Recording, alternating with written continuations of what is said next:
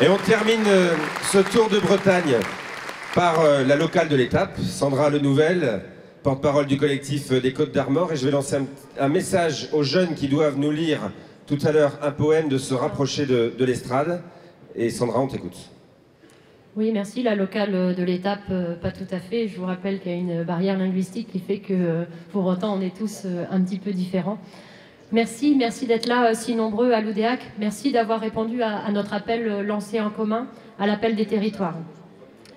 Sentiment étrange qui est celui de voir ce hall au complet. Sentiment étrange parce qu'effectivement, on est rassemblés là autour d'une cause commune, mais finalement, on pourrait aussi se dire qu'on se serait passé de ce genre de samedi après-midi.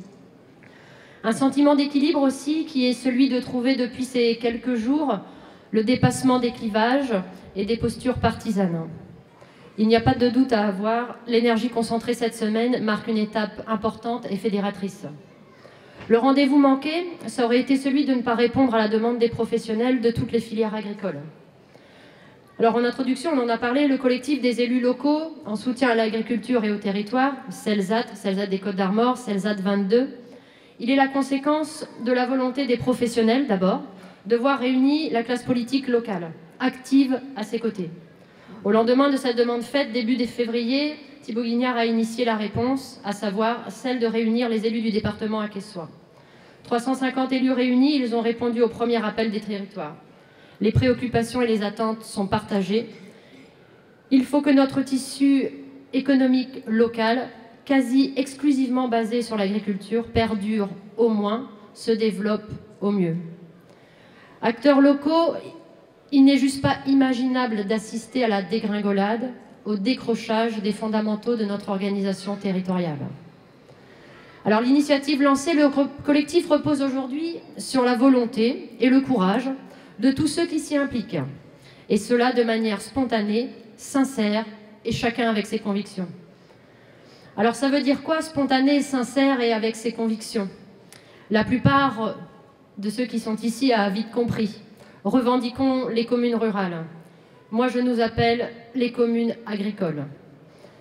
Dans le CELSAT, c'est la diversité, celle de se mobiliser autour de l'intersyndical et de mobiliser tous les élus. Oui, car nous, élus locaux, de la profession agricole ou non, c'est au quotidien que nous portons les atouts et les difficultés de nos territoires. Concrètement, quand on est de la ville et qu'on fait le choix de construire sa vie en Centre-Bretagne, par exemple, à Saint-Gilles-Pligeaux, 270 habitants, une dizaine d'exploitations, on fait un choix et on s'engage, même avec l'étiquette néo-rurale. Il n'y a pas de plus ou de moins légitime. L'essentiel, c'est d'y croire. En qualité de citoyens et d'élus, le rythme et le maintien de l'activité agricole façonnent nos vies privées et les décisions publiques que nous prenons. Les familles s'investissent dans les associations qui font bien des envieux. Elles remplissent nos écoles. L'enjeu est aussi démographique. Nous portons aussi une grande responsabilité publique, chacun à notre niveau, quand il s'agit de prendre des décisions dans notre petite collectivité et intercommunalité.